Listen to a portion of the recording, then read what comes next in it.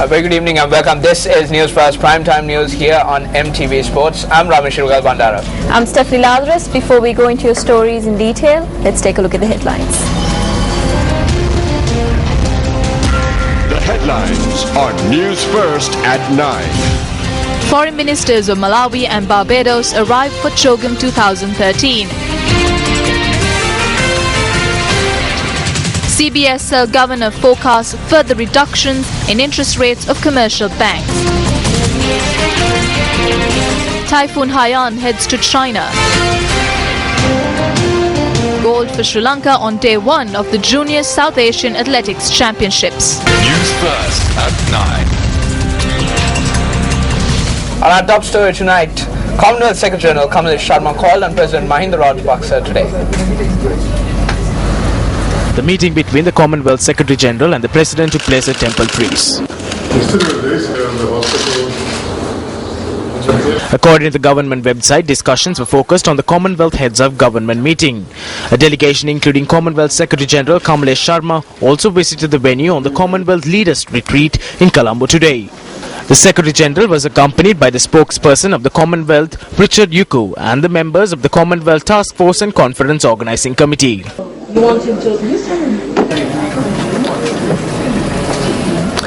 With the Commonwealth Heads of Government meeting just days away, high-level delegates have begun arriving in the country to attend the Commonwealth Heads of Government meeting.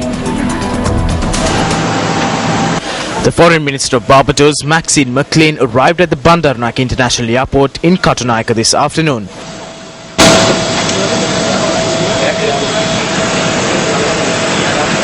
She was followed by Malawian Foreign Minister Ephraim Chume, who arrived in the country today to attend the Commonwealth Heads of Government meeting.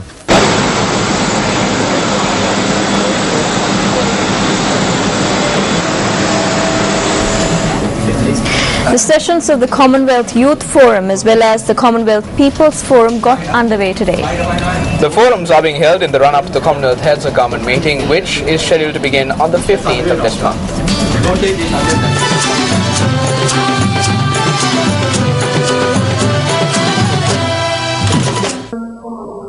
Following a gala opening ceremony at the Magam Ruhunupura International Convention Centre held yesterday, sessions of the Commonwealth Youth Forum began at the same venue this morning. The Youth Forum is being held under the theme Inclusive Development, Stronger Together. Sessions of the Commonwealth People's Forum being held under the theme Equitable Growth and Inclusive Development Beyond 2015 began today in Hikkadua. A large gathering including the chairman of the Commonwealth Foundation, Right Honourable Sir Anand Satyanand, and co-chair of the Commonwealth People's Forum, Dr. Lalit Chandradasa, were present at the forum.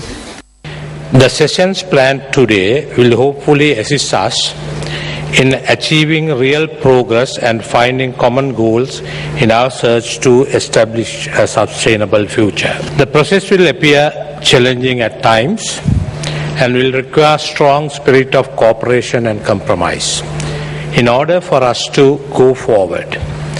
But given the opportunity that we have to transform the current journey that the global environment is taking, a transformation for the better, I believe we can achieve tangible results. The keynote address was delivered by Dr. Jamila Mahmood on the role of civil society in the post-2015 development architecture.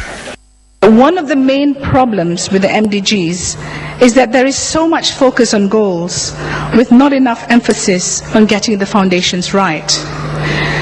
This includes processes and frameworks that build the enabling environment for people and nations to achieve their true potential and a sustainable end to poverty. There is a strong and disproportionate emphasis and demand for goals when we have still some way to go towards building a really solid foundation. If we are to be honest with ourselves, we need to ensure that we do not fall into the same trap when finalizing the post-2015 sustainability goals. The Commonwealth People's Forum will be focusing on several issues, including reconciliation and creative expression, climate change, women's economic empowerment, creating employment opportunities, and food security. Now, the Commonwealth Forum is due to conclude on the 14th of this month. I'm Sonali Vanigabadage reporting for News First from Hikkadua. The Commonwealth Asia Alliance of Young Entrepreneurs Summit, which is being held concurrent to the Commonwealth Heads of Government meeting, concluded today. The event was held at the Stein Studios in Ratmalana. I'm here on the third and final day of the Kaya Youth Summit organized by the Commonwealth Asian Alliance of Young Entrepreneurs. This event is held here at Stein Studios, Ratmalana.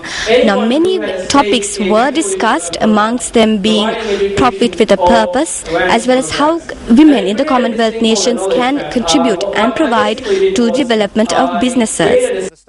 The Young Entrepreneurs Summit was held under the theme Youth Enterprise Profit with Purpose. A number of eminent panelists attended the summit, including Jeremy Little, the Australian president of the G20 Young Entrepreneurs Alliance. The summit, held at the Stein Studios in Ratmalana, was hosted by the Federation of Chambers of Commerce and Industry Sri Lanka. Any country, for me, in my perspective, for development, you have to have more and more entrepreneurs, and they will contribute towards the economy. That is why we thought that KAI is a very important event, coincide with the CHOGM, because they can involve with the business forum and other sections as well. The whole objective of doing the summit here is because in this island nation there's so much of innovation that's going on, and we wanted to showcase this and the excellence that's taking place here in Sri Lanka to the whole world. And we believe that our summit has achieved that purpose, and the experience so far has been phenomenal. All the recommendations that come out of our summit and our proceedings over the last 3 days will actually be presented at the Commonwealth Business Forum and at the Commonwealth Heads of Government meeting, because we believe that the voices of these entrepreneurs need to be heard by member countries and by member governments.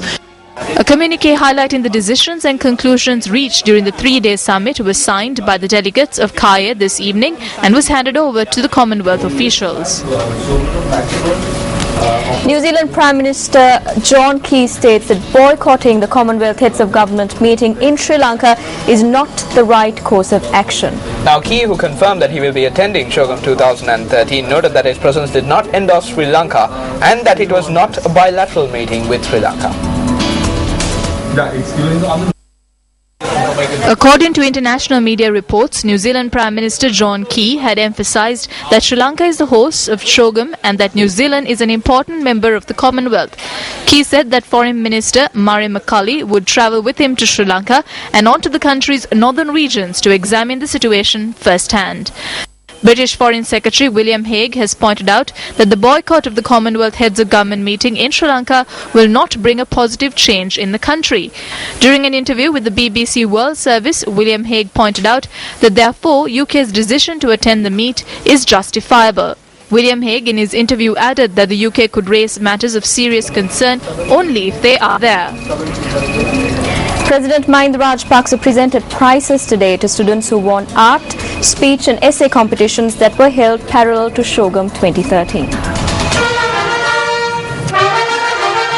The island-wide arts, speech and essay competitions were organised by the Ministry of Education and the Commonwealth Subcommittee on Social Affairs. The competitions were organised to raise awareness among school children on the Commonwealth, the significance of CHOGM 2013 being held in Sri Lanka and the benefits the country would reap from it. About 15,000 school children participated in the competitions. A group including Commonwealth Secretary General Kamalesh Sharma was present at the event, where prizes and certificates were presented to the children. Explaining the CBSL's decision on maintaining interest rates unchanged, Central Bank Governor Ajit Nivad Cabral said that given low inflation forecasts and in order to stimulate rapid economic growth, the policy interest rates, which were reduced on several occasions in the recent past, would be maintained at a low level. The current policy rates that we are maintaining seem to be appropriate in order to ensure that inflation is controlled, and at the same time there is a momentum being created for the growth to take place this year as well as next year. Already the conditions that we have put in place seems to be able to provide us with a growth of around 7.5% this year, but we believe that the conditions that would be in place by the end of this year would be sufficient for us to project towards a growth of around 8% next year. The governor also responded to allegations that the interest rates of commercial banks are not decreasing concurrent to the policy rates of the CBSL. We believe that the policy measures that we have taken in reducing the policy interest rates has to some extent impacted on the interest rates prevailing in the country, and commercial banks have reacted to it in some form, although it has not been as much as they could have done. But at the same time, we believe that in the next few months we would see a gradual reduction in the policy, in the rates that the commercial banks would charge, which would ensure that the policy measure that we have put in place is trickling down to all the people of the country as well as the businesses in our country. The 2014 budget is to be presented to Parliament on the 21st of November. While the 2014 budget has already been prepared, it will be debated in Parliament for close to a month. For tonight on our special segment Budget 2014, we will bring you information on the 2014 budget.